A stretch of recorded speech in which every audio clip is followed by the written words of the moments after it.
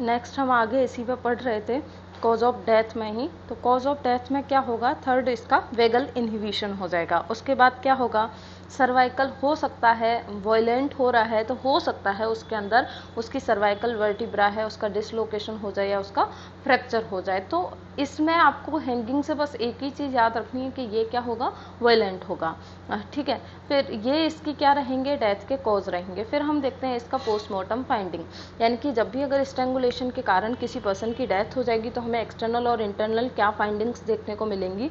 तो एक्सटर्नल देखते हैं, फेस उसका कंजेस्टेड मिलेगा, बताने की ज़रूरत नहीं है, ऑक्सीजन और ब्लड सप्लाई की वजह से सारा उसका वीनल जो है वो कंजेशन हो रखा है, तो इसलिए फेस भी कैसा मिलेगा, कंजेस्टेड मिलेगा, स्वेलन मिलेगा, क्योंकि क्या होगा, हेमरेज शुरू हो जाएगा, एडिमा शुरू हो जाएगी तो फेस स्वेलन होगा। आई प्रोमिनेंट, आंखें बाहर, जब भी गला दबा के किसी को मारते हैं तो उसकी आंखें प्रोमिनेंट रहेंगी, आंखें बाहर की तरफ निकली रहेंगी और वाइड ओपन, ज़्यादा खुली रहेंगी। कंजक्टाइवल कंजेशन देखने को मिलेगा। ब्लड स्टेन, फ्रोथी फ्लूइड, जो उसका फ्लूइड है, हम बॉडी देखेंगे मुंह से जो है झाग आ रहे हो सकते हैं, उसके अंदर ब्लड स्टेन हो सकता है। फिर उसके बाद नेक्स्ट है इंटरनल में क्या होगा, लंग्स जो है सारे इंटरनल में देखो आपको कुछ भी ज़्यादा याद रखने की ज़रूरत नहीं है। एग्जाम पॉइंट ऑफ व्यू से आप उसका सारा का सारा ऑर्गन है 1 बाई 1 सारा कंजस्टेड करा दीजिए, चाहे लंग्स है, हार्ट है, आप सबको 1 बाई 1 जो है आप पॉइंट बना के लिख सकते हो। तो लंग्स उसके कंजस्टेड मिलेंगे। ब्रूजिंग ऑफ सब क्यूटेनियस टिश्यू, जो उसके सब क्यूटेनियस टिश्यू है वहाँ ब्रूजिंग मिलेगी। ब्रूजिंग में मैंने आपको बताया था, ब्रूजिंग में क्या होगा, वो सब इंटरनल उसके हेमरेज हो जाएगा, इसलिए उसके सब क्यूटेनियस टिश्यू में क्या मिलेगी, ब्रूजिंग मिलेगी। और मसल ऑफ नेक मसल में भी क्या मिलेगी, ब्रूजिंग मिलेगी, क्योंकि वहाँ पर ना कोई लेसरेशन हो रहा है, ठीक है, ना कोई इंसाइज्ड हो रहा है, वहाँ पर क्या कर रहे हैं, ब्रूजिंग, इम्प्रिंट ब्रूजिंग हमें यहाँ देखने को मिलेगी, क्योंकि वो पर्सन है अगर वो अपनी फिंगर या किसी की हेल्प से नेक को लंबे टाइम तक कंप्रेस करेगा तो वहाँ पर क्या होगा, निशान बनेगा, प्रिंट बनेगा और ब्रूज बन जाएगा। ये मैंने आपको ब्रूजिंग में क्लियरली समझाया भी था, बताया भी था कि वहाँ जब स्ट्रैंगुलेशन या थ्रॉटलिंग, इसी को थ्रॉटलिंग भी कहेंगे, ठीक है, तो वहाँ हमें देखने को मिलेगा, specially underneath the ligature and note, जो नोट या लाइगेचर, यानी कि जो भी उसने लाइगेचर मार्क यूज़ किया है उसके लिए मारने के लिए, वहाँ पर हमें क्या ब्रूजिंग ज़्यादा देखने को मिलेगी। फ्रैक्चर इन ट्रैकिया, ट्रैकिया का भी क्या हो सकता है, इस पर्सन के अंदर फ्रैक्चर हो सकता है। फिर आगे इसी टॉपिक में हम देखते हैं थ्रॉटलिंग और मैनुअल स्ट्रैंगुलेशन, यानी कि अपने फिंगर से, अपने हैंड से, पाम की हेल्प से कोई गला दबा रहा है तब हम उसके लिए प्रॉपर टर्म यूज करते हैं, या तो मैनुअल स्ट्रैंगुलेशन या फिर थ्रॉटलिंग, ठीक है। डेफिनेशन क्या है, asphyxia produce by compression of the neck by human hand, यानी कि हाथों से। अभी तक हमने देखा था वो लाठी का यूज़ कर रहा है, लाइगेचर का यूज़ कर रहा है, बांस का यूज़ कर रहा है, किसी भी चीज़ का यूज़ कर रहा है, लेकिन यहाँ पे केवल अगर थ्रॉटलिंग आ जाए तो केवल आपको हैंड का यूज़ लिखना है। तो asphyxia produce by compression of the neck by human hands, यानी कि ह्यूमन हैंड से, फिंगर से, पाम से, उनकी हेल्प से अगर वो थ्रॉटलिंग कर रहा है उस पर्सन के, तो हम क्या बोलेंगे उसको, मैनुअल स्ट्रैंगुलेशन। इसमें कॉज ऑफ डेथ क्या रहेगा, इसमें कॉज ऑफ डेथ रहेगा, सबसे पहला कॉज वही है asphyxia from obstruction of respiration, respiration नहीं होगा, फिंगर से वो गला को पूरा कॉन्स्ट्रिक्ट कर लेगा, कंप्रेस कर देगा, तो रेस्पिरेशन नहीं हो पाएगा, तो एस्फाइजिया डेवलप होगा, जिसकी वजह से पर्सन की डेथ हो सकती है due to hypoxia and anoxia. Second है सेरिब्रल एनोक्सिया, वही वापस से ब्रेन के लिए सप्लाई नहीं पहुंच रही है, कैरोटिड वेन जो है वो ऑब्स्ट्रक्ट हो चुकी है, तो उसकी वजह से क्या होगा, सेरिब्रल एनोक्सिया डेवलप होगा, ब्रेन में एब्सेंट ऑफ ऑक्सीजन होगा, तो हम उसको बोल देंगे कि ब्रेन में सेरिब्रल एनोक्सिया हो गया। तो सेरेब्रल सर्कुलेशन में इंटरफेरेंस की वजह से सेरेब्रल एनोक्सिया डेवलप होगा। उसके बाद वेगल इनहिबिशन हो सकता है, कैरोटिड नर्व पे प्रेशर पड़ने से, क्योंकि नेक को कंप्रेस करेंगे, कैरोटिड नर्व पे प्रेशर पड़ेगा तो वहाँ पर वीगल इनहिबिशन भी हो सकता है। प्रेशर मस्ट बी अप्लाइड, अगर किसी पर्सन को थ्रॉटलिंग के थ्रू आप मारना चाहते हो या स्ट्रैंगुलेशन मैनुअल करना चाहते हो तो उसके लिए ये कंडीशन अप्लाई होना ज़रूरी है। Pressure must be applied for 2 minute और मूव टू कॉज डेथ, यानी कि 2 मिनट तक प्रेशर अप्लाई करेंगे तभी किसी पर्सन की डेथ हो पाएगी। ऐसे नहीं कि 15 सेकंड, 20 सेकंड, 30 सेकंड, 1 मिनट तक प्रेशर अप्लाई किया तो उतने में उसके पास जो उसकी ब्रेन की सप्लाई है उसमें कोई ज़्यादा डिस्टर्बेंस क्रिएट नहीं होगा। जब तक 2 मिनट या इससे ज़्यादा मिनट तक गले को कॉन्स्ट्रिक्ट ना किया जाए, कंप्रेस ना किया जाए नेक को, तब तक पर्सन की डेथ नहीं होगी। यानी कि पूरी तरीके से करना क्या है, पूरी तरीके से उसको ऑब्स्ट्रक्ट करके उसकी जो सप्लाई है, ऑक्सीजन सप्लाई है, उसको ख़त्म करना है। उसके बाद है पोस्टमार्टम फाइंडिंग। पोस्टमार्टम फाइंडिंग में वही अपने 2 पॉइंट सेम, एक्सटर्नल और इंटरनल। एक्सटर्नल में क्या होगा, पर्सन अपने आप को बचाने की कोशिश करेगा या उस पर वायलेंट एक्शन हो रहा है तो उसकी वजह से नेक पर एब्रेजन और ब्रूज मिल सकता है। जो स्किन है उसका डिस्कलरेशन हो सकता है, क्योंकि ब्रूज बनेगा तो उसकी वजह से उसकी स्किन है उसका डिस्कलरेशन हो सकता है, प्रॉपर वो कलर चेंज करेगा।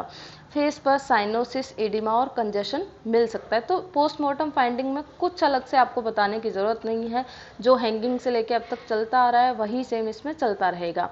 इंटरनली क्या देखने को मिलेगा, सब क्यूटिनियस टिश्यू में ब्लड का एक्स्ट्रावेसेशन यानी कि हेमरेज, इंटरनल हेमरेज हो गया तो सब क्यूटिनियस टिश्यू में सारा का सारा ब्लड का एक्स्ट्रावेसेशन हो जाएगा।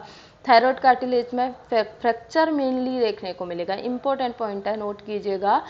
थ्रॉटलिंग के केस में इंपॉर्टेंट फीचर होता है पोस्टमार्टम फाइंडिंग का कि अगर थायराइड कार्टिलेज का फ्रैक्चर हुआ है तो वो पर्सन है पोस्टमार्टम करते हुए उसका डाउट आ सकता है कि इस पर्सन की डेथ थ्रॉटलिंग की वजह से हुई है। स्टर्नोमेस्टोइड मसल में भी, स्टर्नोक्लीडोमेस्टोइड जो मसल होती है उसके अंदर भी टीयर हो सकता है, टंग जो है वो लेसरेटेड मिलेगी इसके अंदर, क्योंकि वो कभी हेल्प के लिए चिल्लाएगा वो पर्सन जिसको मारा जा रहा है, तो उसकी जो दांतों के बीच में अगर टंग आ गई तो टंग लेसरेटेड उसकी हो सकती है। टंग बाइट हो गया दांतों की वजह से तो टंग लेसरेटेड हो सकती है।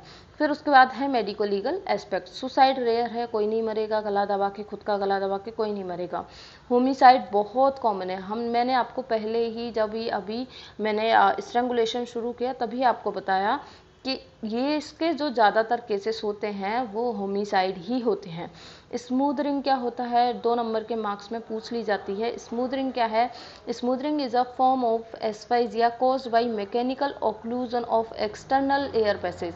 एक्सटर्नल एयर पैसेज में कौन आता है, नोज और माउथ। अगर उसको आप किसी मैकेनिकल तरीके से क्लोज कर रहे हो, जैसे चाहे कोई पिलो रख के कर रहे हो या प्लास्टिक बैग मुंह पे बांध दिया, तो उसकी वजह से ऑक्सीजन सप्लाई है वो ना तो नोज से जा रही है ना माउथ से वो पर्सन है ऑक्सीजन या इंस्पिरेशन कर पा रहा, तो उस पर्सन की क्या हो जाएगी, डेथ हो जाएगी।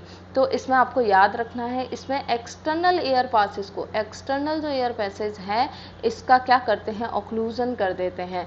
किसकी वजह से, चाहे कोई पिलो रख के कर दिया, उसकी मुंह और नाक पे कोई पिलो रख दिया, तेजी से दबा दिया और वो पर्सन रेस्पिरेट नहीं कर पा रहा है। इन्हें क्लॉथ या प्लास्टिक बैग से दबाने पर, यानी कि नोज़ और माउथ को क्लॉथ या प्लास्टिक बैग से दबाने पर स्मूथ रिंग बोलेंगे। माउथ और नोज़ पर हमें क्या एब्रेजन देखने को मिलेंगे, क्योंकि पर्सन खुद को बचाने की भी कोशिश करेगा, साथ ही साथ जो पर्सन उसे मारना चाह रहा है वो प्रेशर अप्लाई करेगा जिसकी वजह से माउथ और नोज़ पर एब्रेजन हो सकता है। फिर उसके बाद हम देखते हैं difference between hanging and strangulation. इस हैंगिंग और स्ट्रैंगुलेशन के बीच में डिफरेंस क्या है, हैंगिंग और स्ट्रैंगुलेशन के बीच में डिफरेंस ये है, ये हैंगिंग जो है वो मेनली किस में देखने को मिलती है, यंग एडल्ट जो होते हैं वो सुसाइड बाया हैंगिंग करने की ज़्यादा कोशिश करते हैं, ठीक है। स्ट्रैंगुलेशन की कोई लिमिट नहीं है, क्योंकि होमिसाइड बच्चे का भी होता है, यंग एडल्ट का भी हो सकता है, ओल्ड एज में भी। स्ट्रैंगुलेशन किसी भी एज में हो सकता है, यानी कि किसी को मारना होगा तो वो एज तो वैसे ही नहीं देखेगा, अगर मारने के पर्पज से उसने पूरा इरादा कर ही लिया है तो। इसमें पर्सन का फेस कैसा हो जाता है, पेल हो जाता है। इसमें पर्सन का फेस कैसा रहेगा, कंजस्टेड रहेगा, क्योंकि उसके हमने इतना बार देख लिया कि जुगुलर जो वीनस है उसमें क्या कंजेशन आपको देखने को मिलेगा। फिर क्या है, थर्ड है लेस मार्क्ड एस्फाइजिया। हैंगिंग में एस्फाइजिया का जो वो कॉज है वो कम रहेगा, क्योंकि वहाँ पर जो है हमें देखने को मिलता है फ्रैक्चर मेनली होता है वहाँ पे, ठीक है। लेकिन यहाँ पे वेल मार्क्ड एस्फेजिया यानी कि एस्फेजिया के सारे साइन आपको देखने को मिलेंगे। फिर उसके बाद है टंग लेस प्रोट्रूड, यानी कि जो टंग है वो बाहर कम निकली रहेगी, और यहाँ पे मोर प्रोट्रूड, यहाँ पे बाहर ज़्यादा, जो उसकी मरते ही या जब वो खुद को बचाने की कोशिश कर रहा है या जब उसका गला भींचा जा रहा है उस टाइम पर उसकी टंग बाहर निकल आएगी। उसके बाद क्या होगा, इसके अंदर लेस ब्लीडिंग होगी, यहाँ पे मोर ब्लीडिंग होगी, क्योंकि मैंने आपको पहले ही बता दिया स्ट्रैंगुलेशन वायलेंट होता है, ये वायलेंट नहीं है, इसलिए यहाँ पे ब्लीडिंग नहीं होगी। नेक उस पर्सन की जो हैंगिंग कर रहा है उसकी नेक इलोंगेटेड रहेगी, क्योंकि फोर्स जो है वो नेक से ही लग रहा है, हेड से लग रहा है, इसलिए इलोंगेटेड नेक जो है इलोंगेटेड रहेगी, इसकी इलोंगेटेड नहीं रहेगी।